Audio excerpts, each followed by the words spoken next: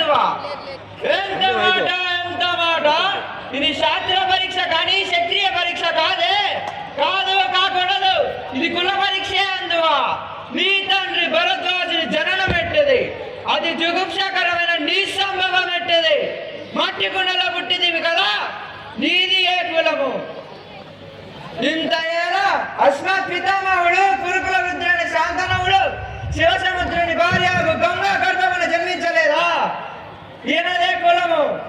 నాతో చెప్పిస్తేరేమయ్యా మా వంశమునకు మూల పురుషుడు వశిష్ఠుడు దేవవేశ్య గౌరసి పుత్రుడు కాడా అతడు పంచమజాతి కన్యను అరుంధతి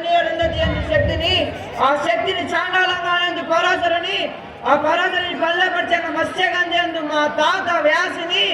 ఆ వ్యాసుని విధవరాలైన మా పితామహ అమృత మా తండ్రిని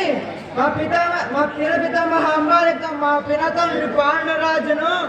మా ఇంటి దాసితో ధర్మ నిర్మాజనని మీచే కీర్తించబడుతున్న మిదర దేవుని కనలేదా